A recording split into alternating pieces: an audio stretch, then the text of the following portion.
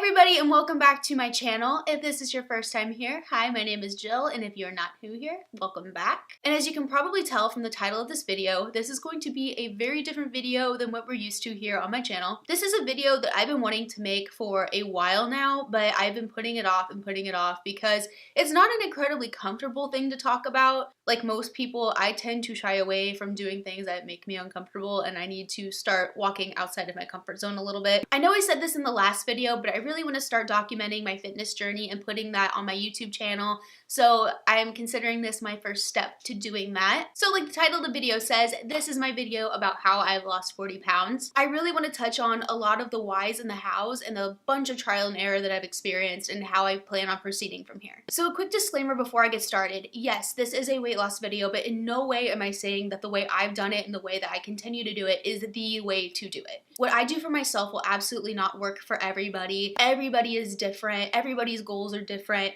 My goals may not match your goals and vice versa, and what works for my body may not work for yours. I am not a fitness expert, nor am I a dietitian, so I can't say what is the perfect way to do it. All I can say is what has worked for me so far. And this is not a how I lost 40 pounds fast kind of video, because it is definitely taken so long. We're talking like a year and a half going on 2 years of really figuring out what I need to do and how I need to do it to make the changes that I want happen. And I feel like it's always adjusting. Like one thing will not last forever, so I've got to keep making those adjustments. So I apologize, I can't provide quick tips, and all I can really provide is my experience and what I am doing and what I plan on doing in the future. Anyway, moving on. I did not outline this all the way because I felt like if I spent more time outlining this video that I would never make this video. So at some point this might turn into rambling. I'm not quite sure yet. So I am not going to do a full lifelong deep dive on my weight issues and my issues with food and exercise, because if I did that, I would keep you here all day and nobody has time to listen to someone's entire life story about those issues. If you do have any questions though, I'd be happy to answer them down below, but I don't feel like I should dedicate an entire video to that. I will, however, give you some background information on how I got here over the past couple years and how it finally clicked with me that this was something that I wanted to do. So going into my teenage and young adult life, especially playing sports, I carried really bad habits of very like cyclical yo-yo, severe restricting, and then once I couldn't do that anymore, overeating, then restricting, then overeating, and that cycle just continued forever, like well into my 20s. I dealt with an eating disorder in my late teens when I was a high school athlete into my early 20s, which thankfully I have had the resources to be able to talk about that, work through it, and get past it. So that's no longer something I battle with on a day-to-day basis, and I am so very grateful for that. But we're gonna fast forward through all of that and start about the 2-ish year mark before I started going to the gym. I graduated from college in December of 2014. At this point in my life, my exercise routine consisted of walking to and from class and the occasional elliptical exercise whenever I decided that I had enough time to do it. And my diet was about as consistent. Like I would cook for myself occasionally, but in the meantime, like I go to the student union in between classes and go to the, I think it was called Freshens, but it was awesome. They had like crepes and stuff like that, and we had a like sushi restaurant down there. So I would just load up on sushi and crepes in my free time and then just walk it off essentially, or tell myself that I walked it off. And like I did in the beginning of my college career, I carried my drinking habits through all 4.5 years, which is not a healthy situation. So the combination of the lack of exercise, the really awful student union food, and drinking, my overall health and wellness situation was not ideal. But my last semester of college was the year that Dylan and I decided to move into our own place back at home where we would be living after I graduated. So I commuted to and from school my last semester. So I cut that walking in half and replaced most of that with driving. So this was kind of like the catalyst of the disaster that was going to ensue. So I graduated at the end of 2014 as somebody who was at least doing a little bit of walking to somebody that went straight from that to a 40-hour-a-week desk job. You can imagine working 40 hours a week and then going home. I was tired. I didn't want to work out. So when I started my desk job is when I started getting into social media. So I went from moving a little bit to moving not a whole lot to moving even less, because I get up, I go to work and sit down, and I come home and sit down to make content. And in the meantime, I was still drinking a bunch and still eating a lot and not doing anything. And of course, I did not drink every single night. Like, I had a limit where I was like, okay, I should put that down. The whole beauty Instagram thing was very up and coming at the time. Like, it was not the community that it is now. It was very niche almost. Like, there were only a couple people here and there that were doing it at the time. And I got really into it and I loved it. And I was an art student in college, so I wanted to be able to take that creativity from college and be able to do something after college, because what I do in my day job is not that at all. So I would go to work, I'd go home, and then I would get to work on social media content. I did this almost every day for about 2.5 years. And I say that every day for 2.5 years as not an exaggeration. That's something that I absolutely did. And this video is not about me getting into social media, but that is a huge reason why I was so sedentary, because I would go home and I would just work and work and work, and I'd stay up until like 11 o'clock midnight, then have to get up at like 6 a.m. to go to work. And by doing that and falling into that routine, I really, really started to lose sight of my physical health. It is something that, to be perfectly honest, completely crept up on me. Like, I noticed the scale kind of inching up every single month, but I was just working so hard. I was so hyper focused on what I was doing that I completely ignored everything else. So when it finally hit me, and I'm like, how did I get here? In the end of 2016, like the fall winter months, I fell into a super depressive slump. I have dealt with anxiety and depression my entire life. It's something that I'm feeling like I manage very well right now, but at the time I was managing it so badly. Like, I started drinking more. I wasn't sleeping hardly at all. I did not want to leave the house unless it was to go to work. It was really an all-around bad situation. And at that point, I went from, gaining like 10 pounds after graduation to 20 pounds to 30 pounds. And all of a sudden I hit like 45 pounds. This was really truly the time where I was like cognizant of how badly I felt. I felt like complete shit all the time. My body and mind just felt so off, like nothing was in sync with one another, and I was feeling terrible. The best way I can really describe how I felt mentally was like everything was fuzzy. It was like a very, like I couldn't like pull myself together, and physically I felt sick all the time. Like my stomach always felt nauseated. My body, I was always winded.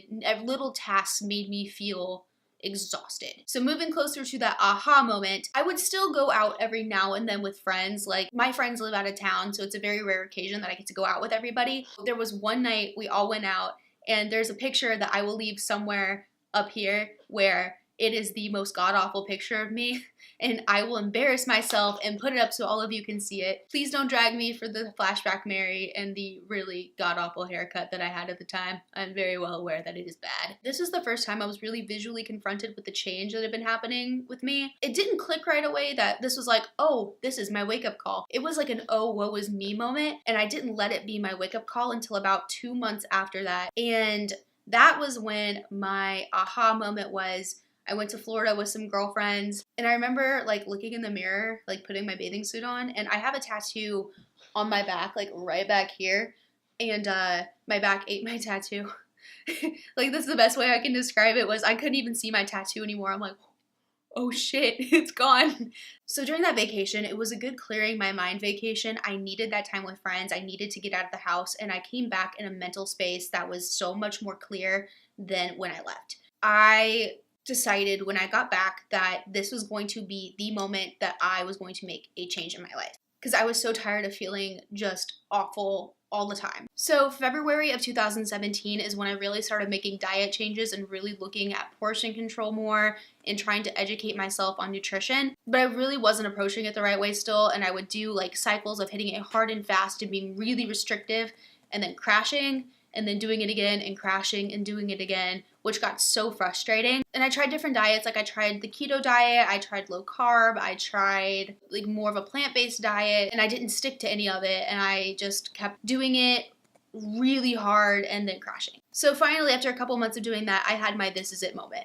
I went to my cousin Danny, who I will always attribute to getting me in the gym and getting me to fall in love with working out and fitness and all of that. But I went to him and I'm like, can you please like get me in the gym and teach me how to work out, because I don't know what I'm doing. And of course, I was nervous to go work out by myself. Like, I feel like everybody who goes to the gym for the first time has those fears of like they're being watched, or like you're the new person and all eyes are on you because you don't know what you're doing, or whatever you think the reason is. Like, it's nerve-wracking, and I completely understand that. And I told Danny, I'm like, if I give a bullshit excuse for not going, and I probably will, call me out on it and get me in there. And he completely held up his end of the bargain. And so for like almost every day for like 2 months, I worked out with him and he showed me what to do and really got me into a routine. For me, getting into the gym was hands down my biggest turning point. That's where everything really finally started to click into place. Where it wasn't making sense for me before, it started making sense. And before Danny got me to start working out with him, something that he told me, and it is a cliche, but it is very, very true, is that you have to trust the process. I get really upset if I do not figure something out right away.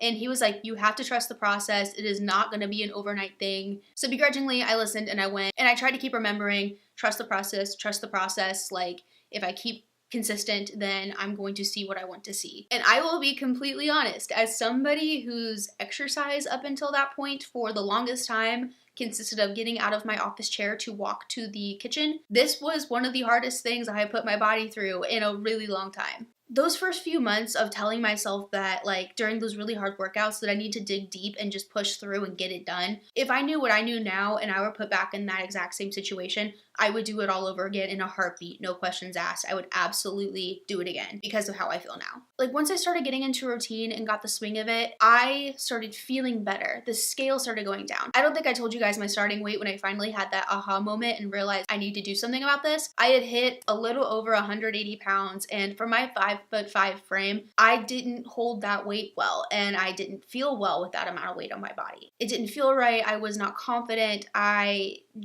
It was not a good situation for me. So getting into the gym and working out and like having all these changes happen was not only good for my physical health, it was really good for my mental health. And now that I've lost the 40 pounds that I wanted to lose, I am so much less concerned with the number on the scale and so much more focused on my gym goals. And while this video is definitely about my fitness journey up until this point, it is also about the 40 pounds that I've lost so far. There was a point where this was still keeping me frustrated because like a big concern of mine for a while was like, I started exercising because I wanted to lose weight, not because I had specific fitness goals or not because I wanted to really get into fitness. I really wanted to lose the weight that I put on and adapt healthier lifestyle changes. And so I was working out a lot, but I wasn't supplementing that right away with good nutrition. And I feel like nutrition is very underrated or under talked about. We see a lot of like workouts on Instagram or workouts on YouTube and people talking about, you know, how to grow a booty or how to get abs or all of this, but they don't talk about the nutrition that goes behind building muscle or getting abs or all of that kind of thing. I never really realized how critical nutrition is to fitness goals. What you eat complements how you exercise, or what you eat complements fitness goals that you have. My fitness goals right now are very specific, where I am focusing on fat loss, and like once I hit a certain point, I want to work on muscle growth. And quick sidebar, if you want really good information about physique goals, I love Paul Ravella's channel and Lauren Conlon's channel, and I will leave the links to their videos down below because they are an incredible wealth of knowledge for muscle building and like overall nutrition and fitness. Like they are fantastic. When I realized that the scale wasn't moving despite how hard I was working out, and mind you, I am definitely not an outlier enough for me to be like having so much muscle that the scale is just staying put because it's staying put. Like I was not doing things right in the kitchen to make my weight loss goals happen. Like I was still overeating. I was still drinking. I was still just generally falling off the rails on the weekend. While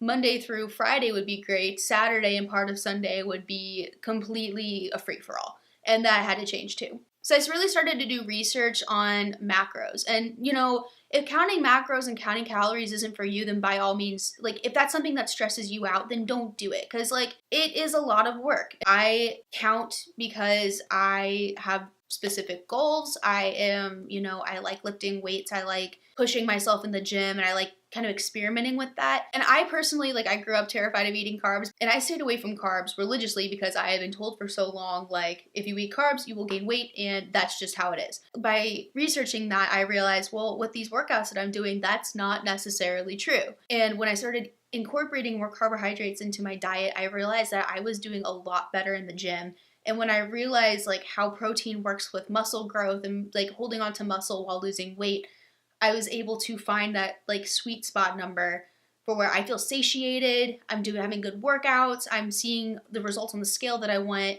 And by doing all of this, I've been able to incorporate the healthy changes I've needed, because seeing this progress and seeing what I want starting to happen, it has been so motivating. And of course, my plan is not 100% perfect for me 100% of the time. I will still go out on the weekends every now and then with friends, or I'll go out with my husband and we will go get dinner or something. Or like we'll go to our favorite movie theater that serves pizza, and I may or may not eat like most of the barbecue chicken pizza by myself because favorite pizza. So where am I going now that I am at a weight where I'm feeling so much more comfortable, so much clearer, healthier, just generally so much better than I was this time 2 years ago. So during this whole process, I fell in love with working out. By no means am I the biggest beast in the gym, lifting the heaviest weight. I go focus on me. I think about it like, well, tomorrow morning is a good way for me to get into my me zone, put my headphones on and go work out, and then leave on a high note, getting ready for the day. And like, it makes such a difference. If you've seen that like Gymshark 66 days video, like, they put a big emphasis on working out for you and like the whole, this is my time for me. That's how I look at going to the gym. This is my time for me. I want to carry this through the rest of my life. Of course, my goals are going to shift and change over time. What my goal is for this year is not going to be my goal for next year and the year after. I really even hesitate to say this because some people feel a certain way about it. But right now I'm really focused on hitting a certain body fat percentage and then dieting back up, building muscle, spending time. Like people call that a bulk, but I really I'm more just concerned with healthy muscle building, not like putting as much weight on as fast as I can. A big reason why I fell off of YouTube when I did last year between June and December was because I actually injured myself. I was doing squats. I knew I didn't know what I was doing correctly. And I cannot put enough emphasis on this.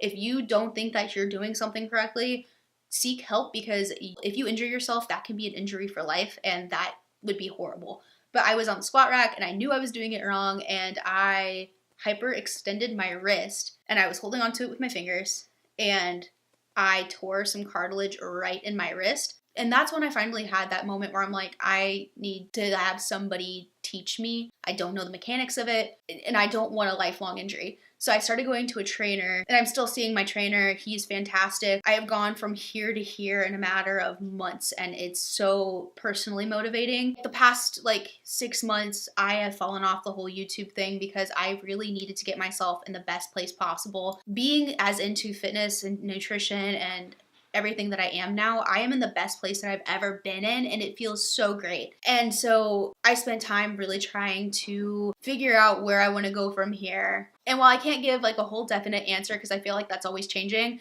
I am so happy and confident in the future. And this whole experience so far has really pushed me to want to share this with everybody. I want to film my workouts. I'm kind of nervous to bring a camera into the gym, and a little bit nervous to have Dylan, my husband, sit there and film me with my phone or something, but we'll get there. And I'm going to kind of wrap this up because I feel like I'm starting to ramble, but I tried to stay as on topic as I possibly could to this video. I want to end with saying that my experience is not going to be everybody else's experience, but this has been the best experience for me. And by no means am I saying that you need to go do this, and if you're not happy, then this is the solution to all of your problems. But this has been the best thing for my mental health, me personally, and my physical health.